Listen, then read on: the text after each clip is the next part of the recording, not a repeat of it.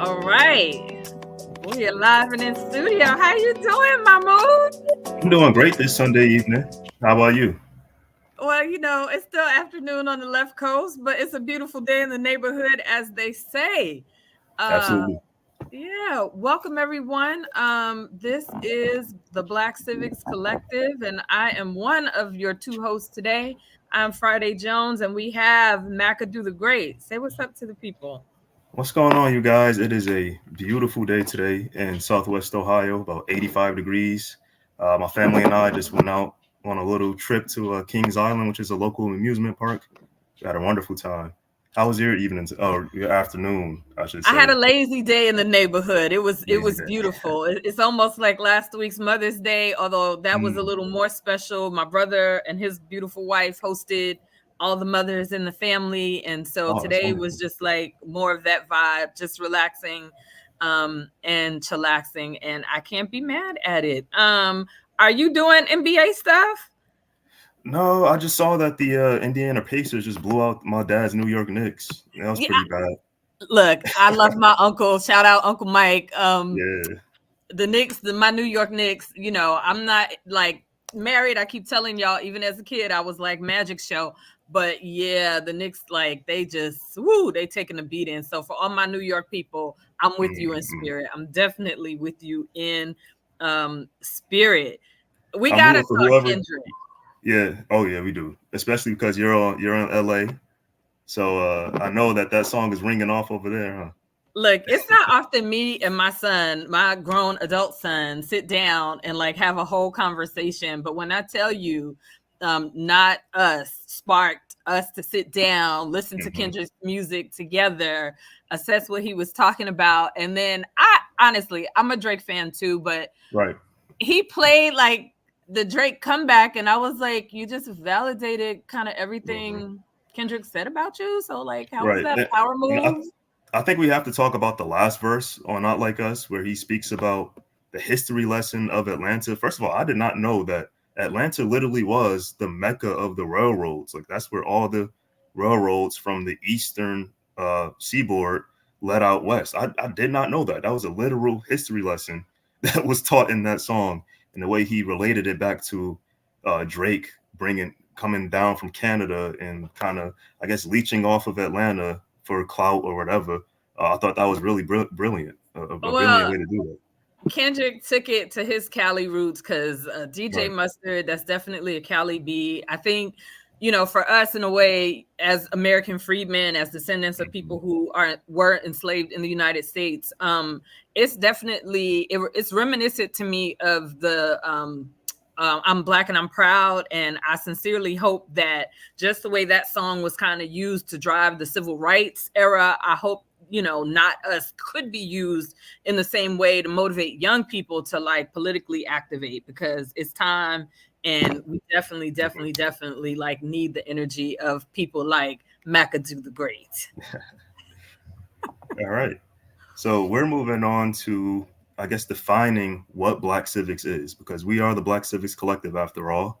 So I guess I could just give like a little loose definition while they put up the image that we have ready. And Black Civics is civics is the study and the science of everything revolving around what it is to be a citizen. So those are your obligations and those are the rights that you're owed as a citizen of a society.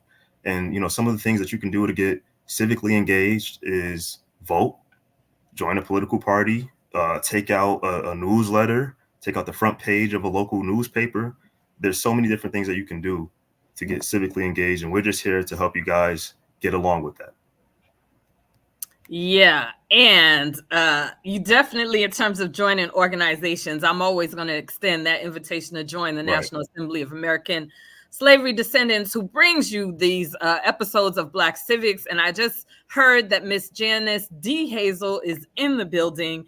And so this show is a continuation. If you want to learn how to be politically active, Miss Janice has a career that is and will knock you off the socks, from politics to entertainment. So we started with a little entertainment. We're gonna end it off with her in a little entertainment, because her career has really just been phenomenal. And I definitely hope that the folks are ready for this. She's on camera. She has on one of my favorite colors.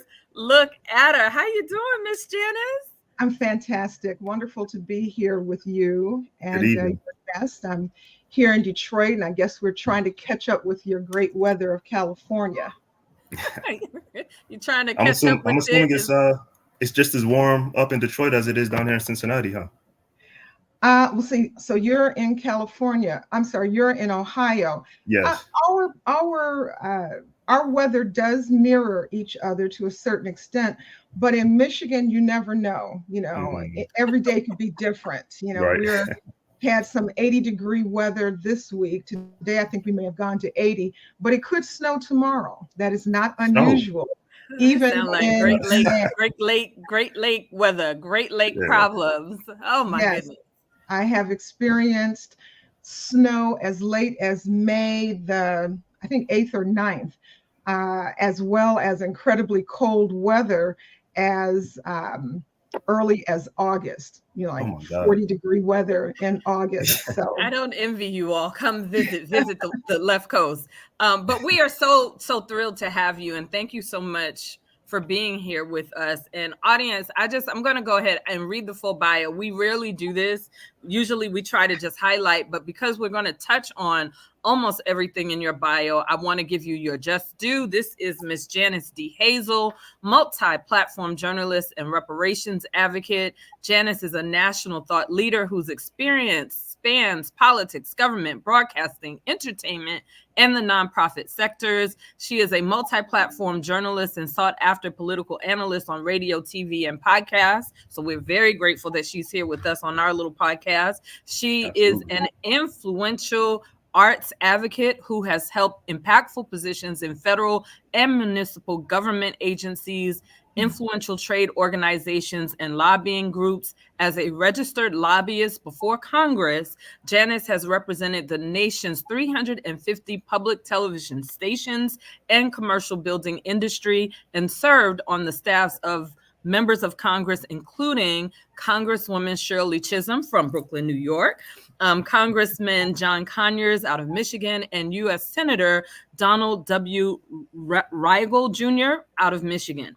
She's been a political appointee serving in the Obama administration's Office of Presidential Correspondence in the White House and U.S. Department of Commerce Bureau of the Census, and led the Rhythm and Blues Foundation as executive director, producing concerts and events in the nation's most iconic recording label artists, including no other than Smokey Robinson, Miss Aretha Franklin, Prince, Michael Jackson, Bonnie Raitt, Larry Graham, Patti LaBelle, and Eric Clapton. She has been committed to the reparations movement since the early 1980s, and while serving on the staff of Congressman, yes, John Conyers Jr. out of Michigan, she helped write the first federal reparations legislation, then H.R. 3745, introduced November 20th of 1989 during the 101 Congress, which became what we know today as H.R. 40 in subsequent congressional sessions, and is a nod to 40 Acres and a Mule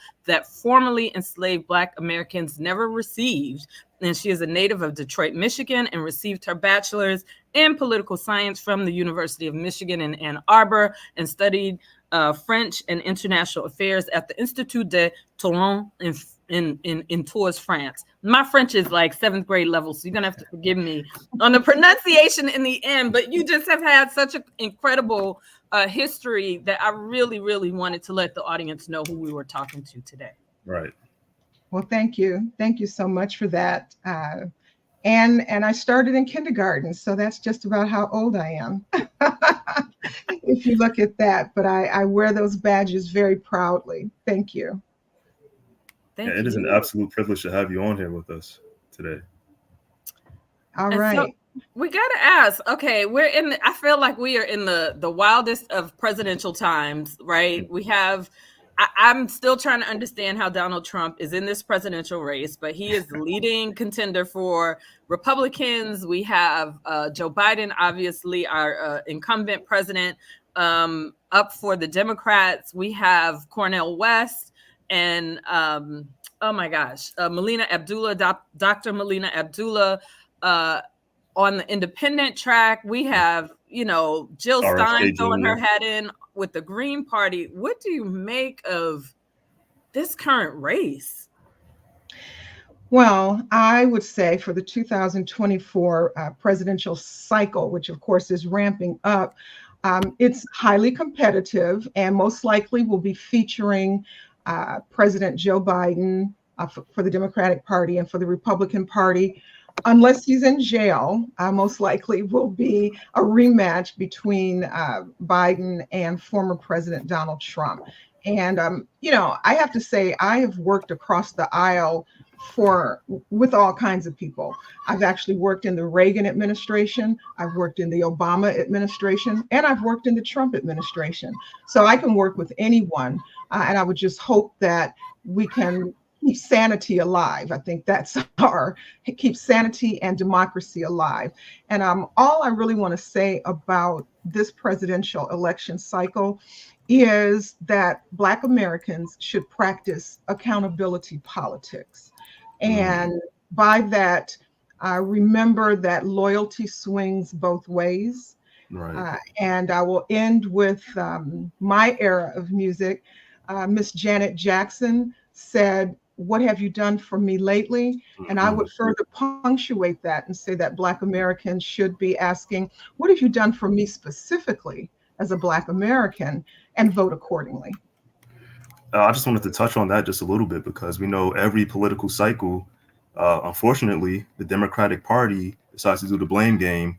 Whenever they lose or whenever it's like a really close race, they decide to look at Black Americans and say, "Oh, you guys should have had higher turnout," even though we've been consistently for the last 60 years their biggest shareholder when it comes to who votes for them. Like over 80% of Black Americans vote for the Democratic Party each and every time. And maybe we shouldn't do that. Maybe we should show them that our vote actually matters and we're not low-hanging fruit and we can't be blamed every time, they mess up. I just wanted to add that to that. But speaking about your history in politics, I wanted to ask you, what was it like working alongside the late, great Representative John Conyers? Well, every day was different. Pretty much. That's where I cut my teeth. Well, I cut my teeth working for Congresswoman Shirley Chisholm, but working alongside the late Congressman John Conyers, who was my congressman from my congressional district in Detroit. And he represented largely various parts of Wayne County in Michigan. It was an experience marked by engagement in significant legislative initiatives and commitment to peace, justice, and jobs. That was the motto of his first campaign in 1964, which of course he went into Congress in 1965, and he continued that. He was a champion of justice for the oppressed and the disenfranchised. He never wavered in his commitment to justice and democracy. So working for and with Congressman Conyers, because I only worked for him 3 years in a paid capacity. I want people to know that, in a paid capacity as a congressional staff person. But I continued to work for him in an unpaid capacity for 27 years until his retirement. It's kind of one of those things, once you work for him, you always work for him. And I'm honored that he considered my advice very that he considered it as something that he wanted to always have conversations around. He was known as the conscience of the Congress, and he was a champion for justice. As I said, I've seen him speak to Black citizens of other congressional districts, other states, when their members of Congress wouldn't talk with them about poor housing. And, when you're in Congress, you're really dealing with your constituents, your district. But because the congressman at different times served as the chairman of the House Judiciary Committee and the House Government Operations Committee, he was for the people, all people. And I've seen him go into action when, for instance, residents of the notorious Cabrini Green housing projects in Chicago, when their members of Congress wouldn't talk with them about the conditions, they came to our office and talked with Congressman Conyers, and he called up former Congressman Jack Kemp and who was the secretary for HUD, Housing and Urban Development at that time, and said, look, Jack, you got to come see these people. Jack Kemp was a conservative Republican, but Mm. Congressman Conyers was able to work across the aisle with everyone. So I learned that technique, that you work with everyone to get what you need for your constituents, and by that, for your people. So working for and being mentored by Congressman Conyers and by Congresswoman Shirley Chisholm, I have had an unwavering commitment to jobs, justice, and peace, as well as Congresswoman Shirley Chisholm's motto was unbought and unbossed. And that is how I have been in my career, even as an elected official, and being a registered lobbyist before Congress, where I have been in charge of the PAC, the Political Action Committee money. I have bought and sold members of Congress based on issues, and I never wanted to do that for myself. So while I know how that game is played, I can always think back to my times of working with Congresswoman Chisholm and Congressman Conyers, and with Mrs. Rosa Parks, who worked on the staff of Congressman Conyers from the time of him going to Congress all the way through her retirement in 1988. So for, I guess, about 23 years, she worked for Congressman Conyers in his Detroit office. I was in the Washington staff, but being able to work with Mrs. Parks and get her tutelage and guidance was amazing as well. I have to ask you, because the 80s, and people don't think about it like this, but the 1980s was basically 20 years after the last civil rights effort, right? 1968 was the last civil rights in housing. That was like the last civil rights bill, and there were several civil rights bills during that decade. 20 years later, when HR 40 was being drafted, what was the thought, not only behind the legislation, but what was that time like? For me, it was high school. That's when that was my senior year of high school. So that lets everyone know how old I am. But what was going on during that time? Well, in the 80s, there were a lot of things going on.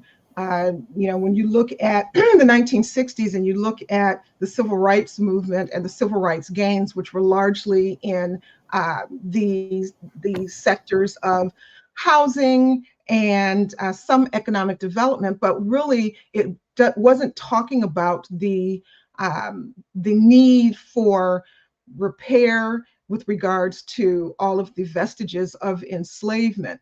And so when we talk about 20 years later, which it pretty much was, when from 68, civil rights bill, the last civil rights bill, to 1989, November 20th, 1989, for that matter, when we introduced the first federal reparations legislation, which was HR 3745, and then became HR 40 as a nod to 40 acres and a mule that we never got in subsequent congressional sessions. It was, it recognized the civil rights legislation of the 60s. While they were crucial for advancing, as I said, legal and civil equality, they did virtually nothing to fully resolve the economic and social disadvantages rooted in structural racism and centuries of oppression. So, when I got to the halls of Congress on Capitol Hill, I think there were only 12 Black members of Congress. And we now have, I think, 60 Black members of Congress. And so it was a very different space and a different place. Let's talk about racism. Let's talk about the lack of representation of women in Congress, as well as congressional staff. So it's a very different time and place fighting for jobs, justice, and equality. But the Reparations Act that we wrote stands on the heels of the work of the 1960s and the 1950s, because we saw Brown versus Board of Education in the 50s. So speaking back to HR 3745, which is now HR 40, you were one of the original authors. So I wanted to know, Would you say that the current state of HR 40 reflects or embodies the original intent that existed in it when it was written in 1989? Yes, absolutely. Back when we were writing that legislation, the intended beneficiaries of HR 3745 was African Americans, specifically those who were descendants of enslaved people in the United States. So HR 3745, which we know became HR 40, it was the Commission to Study Reparation Proposals for African Americans Act, which was designed to benefit African Americans or Black Americans by investigating the long-term impacts of slavery and the institutionalized racism and proposing measures to rectify that. So it was always intended for the descendants of enslaved Black Americans, if that's what you're getting at with regards Yes. to the lineage-based discussion that we're having now.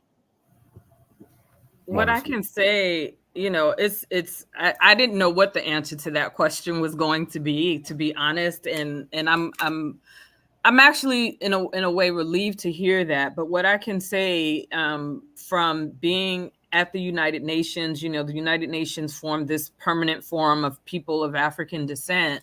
And what has happened, particularly in countries where the government in particular is the dominant society numerically, they can outvote our minority vote, if you will. The problems we have here are the same problems in Brazil, are the same problems in Costa Rica, are the same problems in Colombia. And it we're in this place now, though, where even across sort of in a global space, everyone is saying, hey, we all did have this transatlantic slavery experience, and everyone is fighting in their respective homes. And it's nice to know that that was part of the original intent. I did not know this, but I learned this from talking to, I forget what Kanice's last name is, but she was the female chair of Incobra.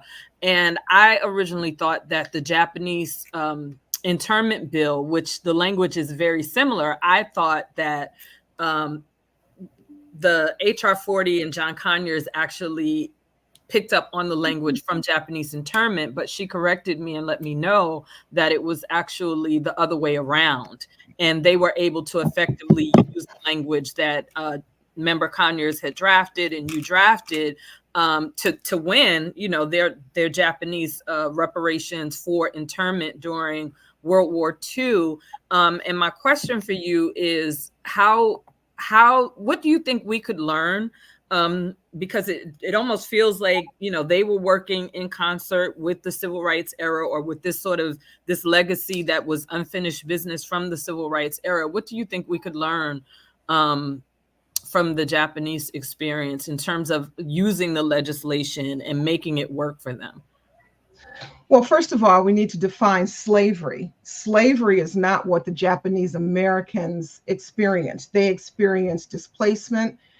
They experienced the hysteria of racism at that point in time, thinking that these Americans would be disloyal, or these residents who were possibly from Japan originally. So let's first start with the definition of slavery, and then let's go to the definition of reparations. I think that legislation was misnamed because the Japanese Americans, while it was horrific in what they experienced, the displacement, just being snatched up and then placed into these concentration camps, they did not labor uncompensated. They were taken care of by the United States government during that internment period of, I think, 3 years during World War II, but never did they experience uncompensated labor. Never did they experience the horrors and tyranny of enslavement that the chattel slaves that we are descended of.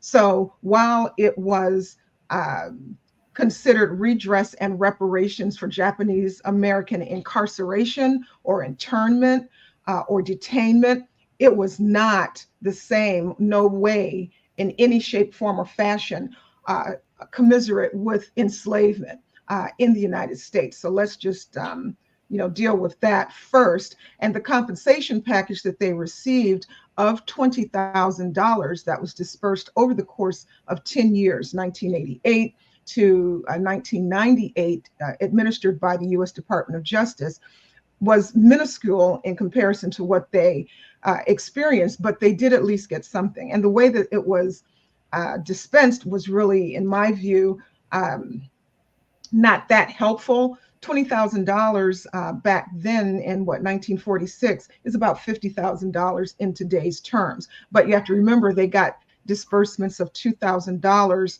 each year over 10 years. So people who had homes, if they actually owned their home, or a lot of them were merchants. So if they owned their own building and their business, they lost all of that when they were plucked up and placed into these detainment camps. But in no way was that anywhere near like what we and our ancestors experienced in slavery. So then the female co-chair of NCOBRA was correct that it was the other way around. In 1988, and I'm going to go back to 1982 when I first started working for Congresswoman Shirley Chisholm. That's when I first started dealing with reparations and people who were in the reparations movement, including Queen Mother Audley Moore, who was a constituent of Congresswoman Shirley Chisholm. And people were talking about reparations then, have been talking about reparations for hundreds of years.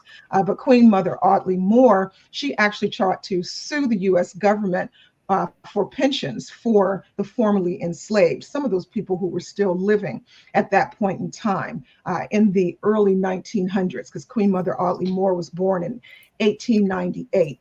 And so you move forward.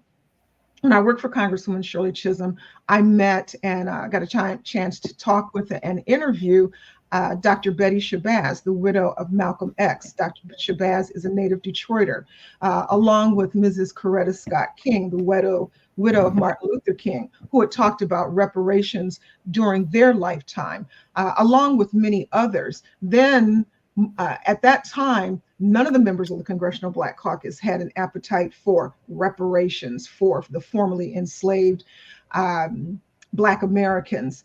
And Congressman Conyers, who we had an advocate, a staunch advocate named Raymond Jenkins, and he became known as Reparations Ray. He lived in Detroit. He had been going to the Black members of Congress and saying, look, we need to look at reparations. We need to do this. Now, remember, in the 1970s is when the Congressional Black Caucus and the Congressional Black Caucus Foundation was formed, 1971.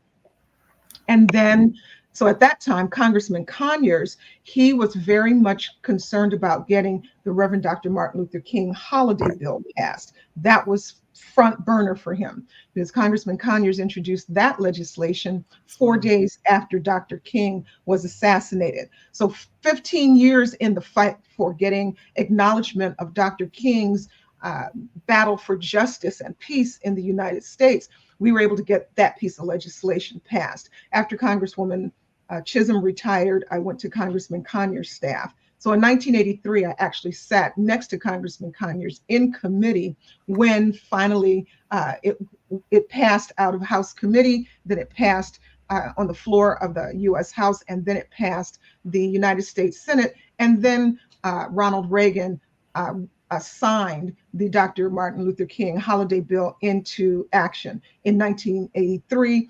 First year that it was acknowledged or celebrated was 1986. So that's when we started looking at reparations. And the pivotal moment was when the Japanese Americans were able to receive reparations for their internment. You got to look back at how long that took. It wasn't overnight. It was 1980. So Jimmy Carter was in the White House, and that's when they formed a commission, the Wartime Commission, to study how the Japanese Americans could be compensated. 1983 is when that commission finished its work and presented its findings to the US Congress and the president. And 1988, when Ronald Reagan issued a formal presidential apology to the survivors of the internment and issued the reparations of $20,000. So that's when we started looking at this is possible. And we turned our attention to developing HR 40 or HR 3745 at that point in time. And so, as I said a few minutes ago, it was always intended for the descendants of chattel slaves, of Black slaves. And it was to be decided upon through the process of that commission and the study, and for those people at that table to decide on how to recommend the disbursement of reparations, lineage-based, cash, whatever that was. But in terms of the congressman, it was always intended for it to be lineage-based. Okay. All right. Yeah. Can we take a little bit? Wait, let's talk time-wise. We got to watch our clock now. So we wanted to take a couple of audience questions. And so Najee, do we have any? Najee is our producer, and so is Dana. And we have Nita holding it down in our chats for us. I want to shout out the production team. Do we have any audience questions coming in for Janice D. Hazel?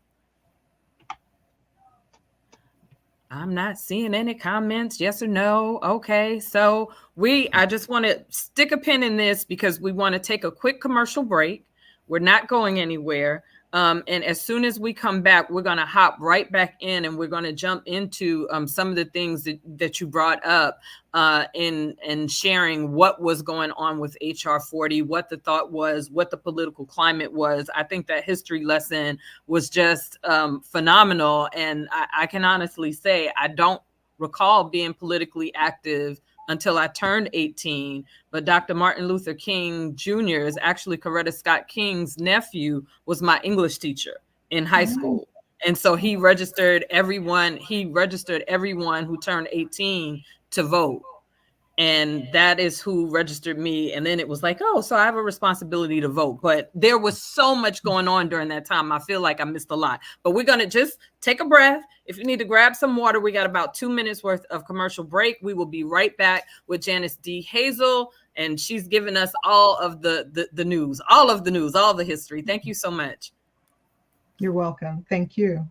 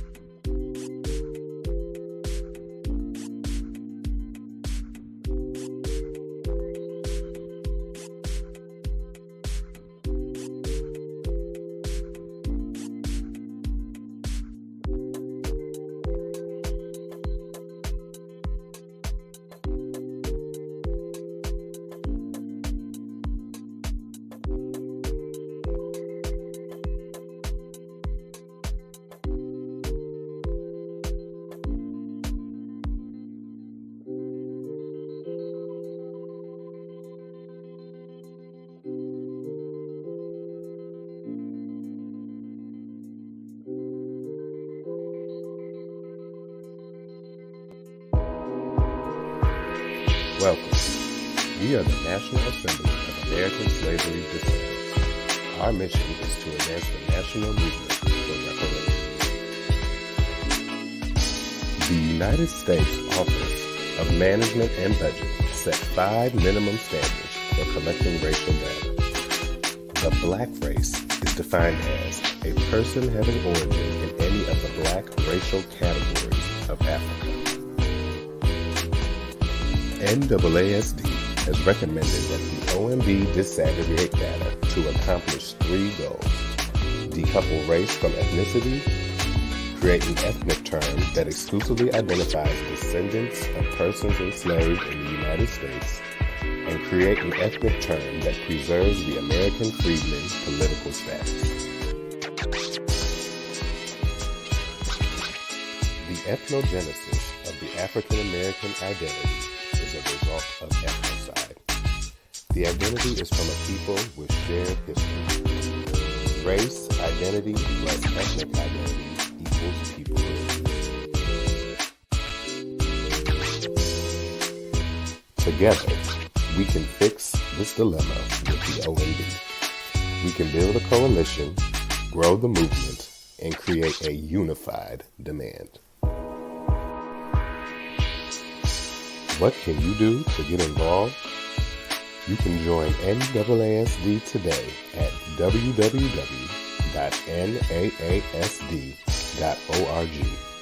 You can email the OMB using our toolkit, or you can donate to NAASD so that we can continue this work.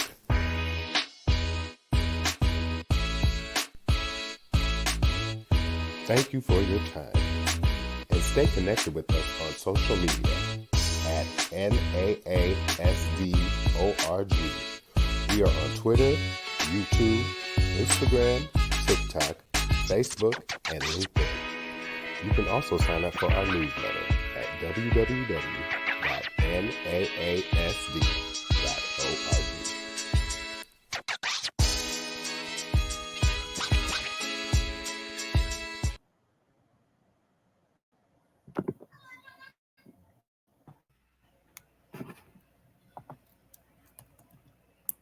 All right, we are back from everyone. our break. So,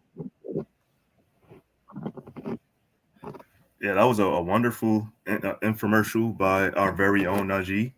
I think he did a great job with that voiceover, and he should probably take up a career in voice acting because that was excellent. So, the Black Civics Collective, we are back with the wonderful Miss Janice D. Hazel, and let's continue this conversation because it's been great so far. So, Miss Janice, okay, you talked about Dr. Martin Luther King's holiday, and we know for sure the leading face I remember as a I don't know, as a youth, as a young person watching that was, of course, Stevie Wonder, and you shared a wonderful photo with you and Stevie and some other people. But talk to us a little bit about arts and the movement work. You've been so instrumental in so many of these just historic things. It's not easy to get a holiday. We saw that with the Juneteenth holiday. It was not easy with Dr. Martin Luther King's holiday. Talk to us about, how the arts has been interwoven with some of the movement work of the past. Well, when I go back to the Dr. Martin Luther King holiday legislation and how that came about, I was very, very fortunate to be working for Congressman Conyers at that point in time, which was 1983. And, meeting Stevie Wonder and a number of other influential people. And of course, Stevie Wonder wrote the wonderful Happy Birthday song in which he cited, in the first, I think, opening lyrics, never has there been a holiday to celebrate, Dr. King. The 20th anniversary March on Washington was August of 1983, and I was there. I marched with my sorority, Alpha Kappa Alpha sorority, but Congressman Conyers, Stevie Wonder, Coretta Scott King, Dr. Betty Shabazz, Queen Mother Audley Moore, all of these people who had been integral in the civil rights movement and also in the early reparations movement were there. And so when I started working in the artist equity arena, which was an outgrowth of my work with Congressman Conyers, and dealing with artist intellectual property rights Mm. it was a no-brainer. So when I worked for Congressman Conyers, oftentimes he would consider me his pit bull because here I was, a woman, very few of us on the Hill at that point in time. And he would, tell different groups, if you don't, start moving in the direction of justice and equity, they would sick me. He would sick me on them. And I was very dogged in trying to get the legislative remedies that we were trying to get. So um, when you look back at the civil rights movement, you cannot forget about people such as the Reverend C.L. Franklin, which was Aretha Franklin's father, who was the pastor of New Bethel Baptist Church here in Detroit. And so I've, had that grounding because my father used to take us to Dr. Franklin's church, especially when it was known that Aretha was going to be there singing in the choir or singing solo on those occasions, being here in Detroit. But also, when you look at the intersection of arts and civil rights in this country, you have to think of Aretha Franklin. You have to think of her father, Reverend C.L. Franklin. You have to think of Berry Gordy, the founder of Motown. You have to think of Diane Carroll, Sidney Poitier, Harry Belafonte, Eartha Kitt, all of those people who use their platform and their presence and their money to help fund the civil rights movement. And so these people such as Aretha Franklin, who I enjoyed a very good relationship with, she was very maternal towards me. And I could talk to her about those artists that were not experiencing the type of wealth that she was attaining in her career. And so, she was very instrumental in my life in the quest for jobs, justice, and peace.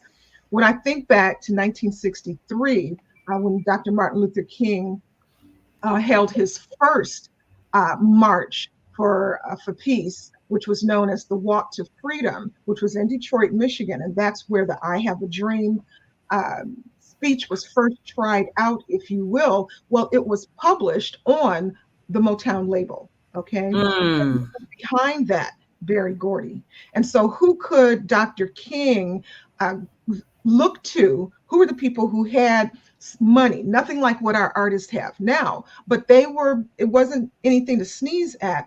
Those artists who were Black, who were in the movement, and you will see various archival footage of Dr. King arm in arm with Diane Carroll. And these people were putting their careers on the line at that point in time to march and to also be there for Dr. King. Aretha Franklin did a tour, and all the money of that tour went towards the civil rights movement.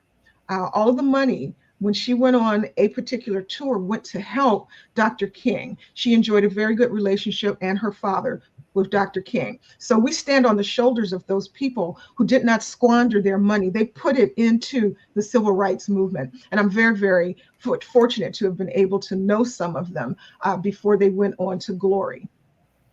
Yeah, I want to speak a little bit more towards your native Detroit, because clearly it's had a prominent role, not just in the arts when it comes to Black culture, but also in the civil rights movement.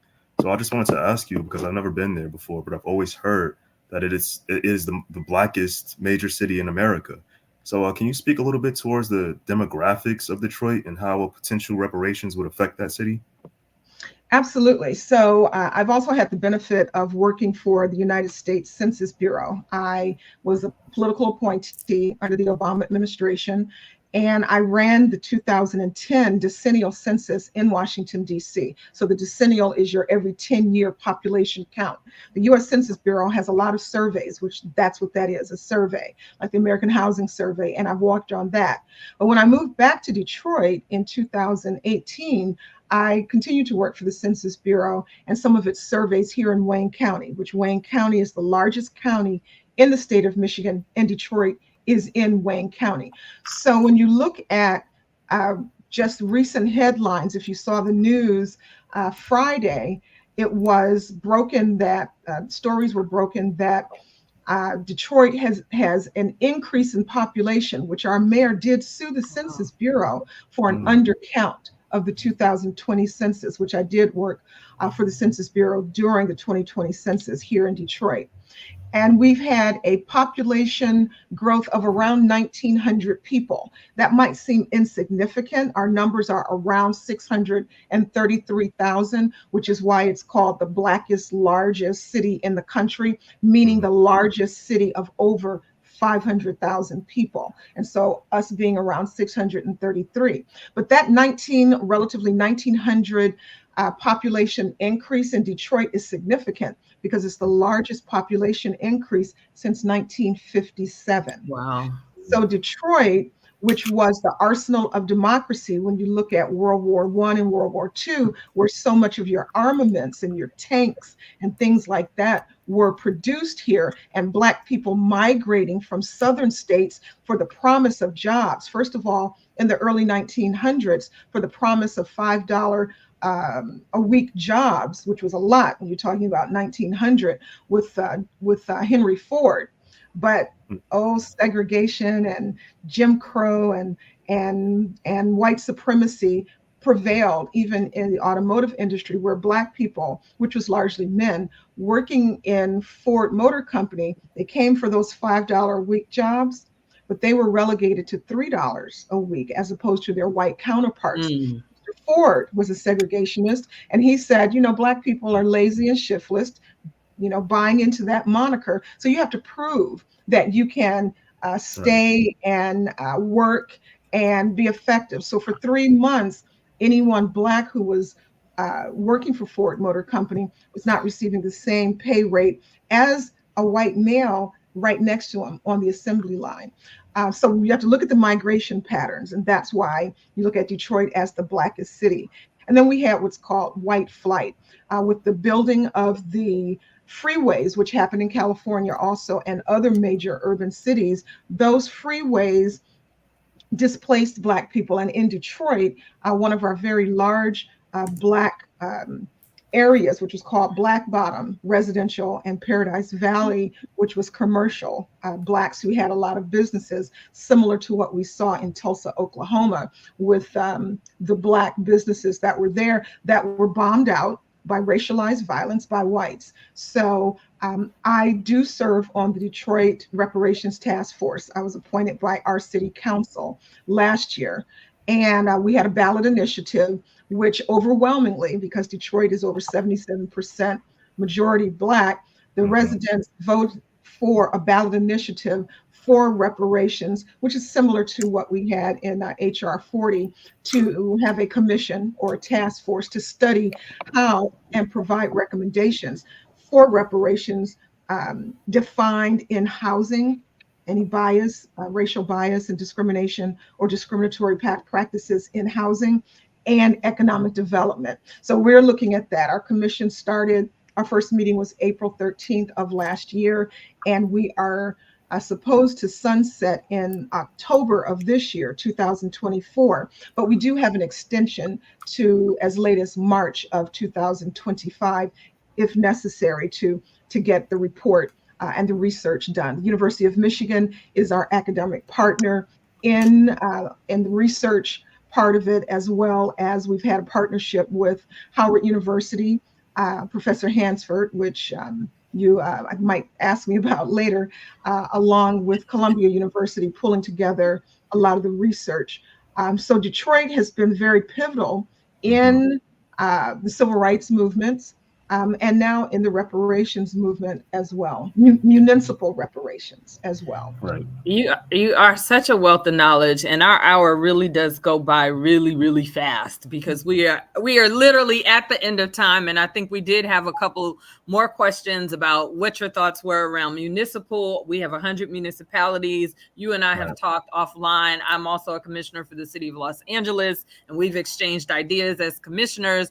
There's so much happening. I learned today that you were part of the U.S. Census, we are doing OMB work. I don't know if you were able to hear the little commercial that we ran, because we are trying to have the Office of Budget Management, which sets the standards for the census, to create a standard that separates our racial identity from our ethnic identity as descendants of persons enslaved in the United States, because that experience in this country through generations really has been its own experience. But because we have to go, I want your Detroit people in particular to be able to contact you as a commissioner. So please let us know how folks can stay connected with you. I follow you on all your socials, but please let folks know how to stay in touch.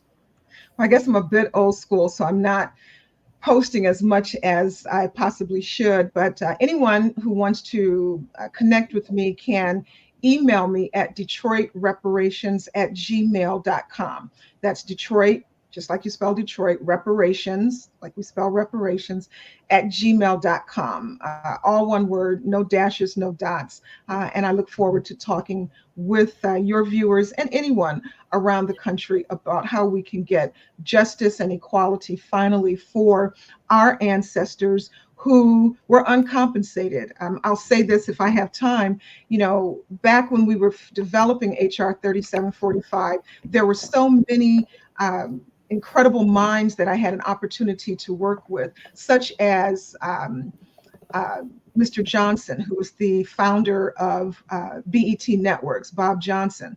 And I interviewed him way back in the day in the 80s, but most recently in 2020, when he was talking about reparations and what he thought would be about $14 trillion that is owed. And there's different amounts out there. But something very significant about what Bob Johnson said, who was the first Black billionaire in the United States, that is very instructive, is to talk about reparations for Black Americans as a debt owed, never been paid. We know if you owe a debt to the IRS, no matter if you owed that debt in 1989, 35 years later, they're still coming for you for that debt. So it's a debt owed for uncompensated labor for our ancestors. And while Dr. Martin Luther King, which I know you have on the one of his speeches on the front of your website. He talks about how the United States government was complicit in undergirding our white citizens with financial assistance through farming. Our Black farmers are losing their farmland daily. And the numbers have dwindled. And that's because the USDA, Department of Agriculture, has had racist and racially biased policies, leaving Black farmers out while supporting white farmers. So there's so much that we need to talk about. We're going to have you back, Miss Janice, because you are just powerhouse.